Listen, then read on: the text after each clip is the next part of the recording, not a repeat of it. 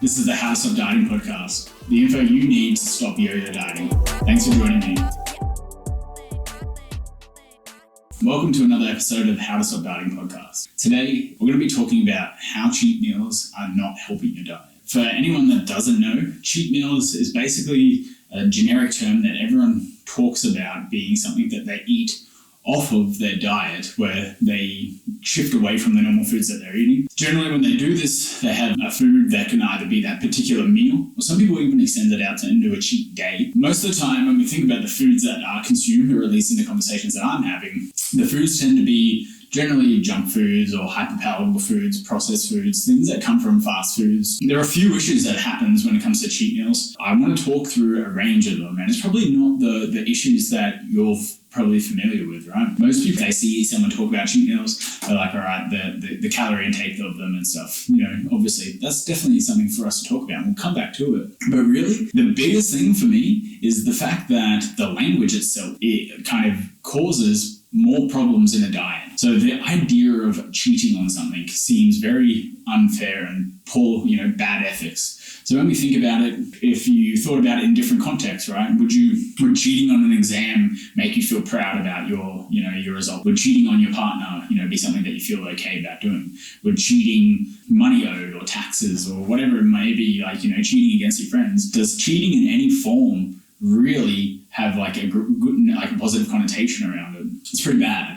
And so there is this ethical dilemma or a morality in this concept that we're talking about around eating these foods. And when we have morality as a concept in and around the foods, it leads people towards creating this negative consequences psychologically. For instance, if you thought about it, in any other different context, think about cheating. You're not doing it in a way that it feels happy and comfortable and stuff like that. And likely the behaviors that you are doing it around it probably have some influence on you feeling either stressed out or tends to make the experience a little bit worse. Let's think about it. If we pull it back and think about having cheat meals and why that's probably not the language that we want to be using. When you intrinsically tell yourself that you're doing something that's cheating on the diet that you're doing, or you're doing something that allows you to include cheating, do you think that's something that you feel a positive attitude towards? Do you think that helps you build a good relationship around the behaviors that you want to be doing? I tend to not agree.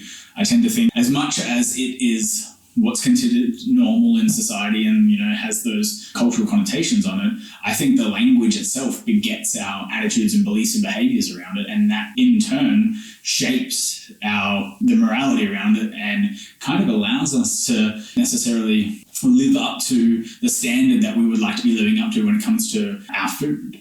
And so when we have that being subconsciously influencing our decisions around the food and impacting us and altering our decisions around this or influencing our decisions around this, do you feel that the meals that people would be eating would be food that they'd want to be eating in their diet frequently? Or do you feel that a positive relationship around the food? And so using language like the cheat meals is probably one of the first issues that I have with it. The second issue, is definitely the caloric intake that happens with that meal. When you do eat those foods, they tend to be high dense foods. They've got a lot of carbs, a lot of fat, a lot of sodium. Carbs, fat, and sodium are what we call hyperpalatable foods. Those types of foods that have that combination are beyond the normal amount of palatability that we have in a meal, and we now consider them hyperpalatable. So that means they're so palatable, they are higher intensity than the other stuff that we're normally exposed to, right?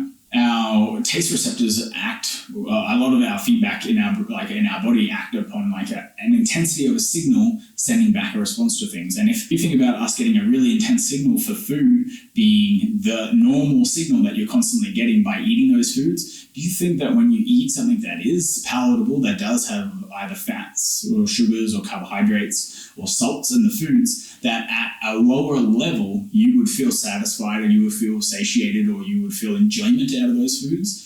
Probably less likely for us to feel that, because the saturation of the receptors would be so intense from the hyperpalatable foods that our brain, because remember it does that referencing quite often, we're thinking about the times that we've had something that was really salty or really fatty or really sugary in our foods, and then we're thinking about the experience that gave us and the dopamine levels and all that. We're comparing it to what we're getting now, and a lot of the times we're going to be disappointed or let down with the foods that we're having now in comparison to that. So there is that hyperpalatable aspect that really does change our taste perceptions when it comes to the foods that we are trying to eat a little bit more of, comparing it to those hyperpalatable foods. If we think about that, subsequently, there's an increase in the food that we're going to have to consume to get to that same saturation. So if we think about, like that hyperpalatable leading us to consuming, say, 1,000 calories or 2,000 calories from a burger or a meal, and we're now not as sensitive in the other foods, likely you're probably going to have to eat more food to get to that same saturation point, to get to that same experience, to say, right, that's what I think is normal for my palate, if that's what I like. You're probably going to have to increase your food a few hundred calories to get that same experience. So when you're thinking about that, the types of food that we're eating from that means that we're likely to have to eat more of what we're getting exposed to get to that same saturation that we're used to feeling. Then let's circle back to some of the calories that we see from these. This tends to be the most common argument, and it's the argument that I've used before in the past with clients, is that if you say you're eating 2,000 calories every day to maintain your body weight, and that you need to drop to 1,500 calories to see yourself burn 500 calories a day, let's assume none of your body doesn't go through any metabolic down regulations, that there's no changes to anything that's going on, and that your body holds true, that there's no changes, right? So 2,000 calories is what you need to maintain. You eat 1,500. Across the week, you've burned 3,500 calories, right?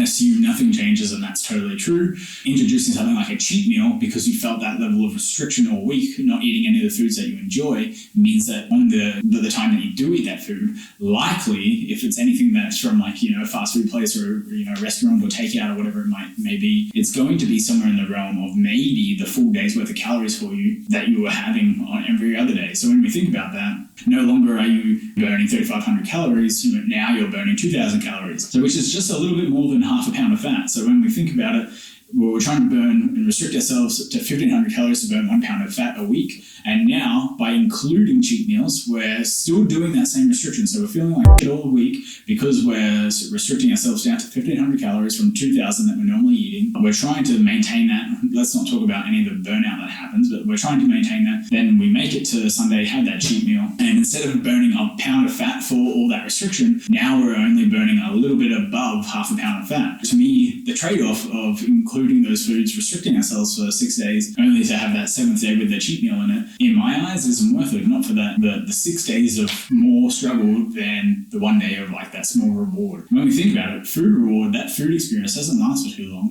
We get that happiness, that dopamine, that rush of endorphins and stuff like that, and the satiation and experience. We get that maybe for half an hour, 20 minutes if we're lucky. It doesn't last long, but 6 days of torture or 6 days of feeling restricted from 2,000 calories to 1,500 calories sounds a lot harder to maintain versus a 20-minute great experience. In my eyes, is it worth it?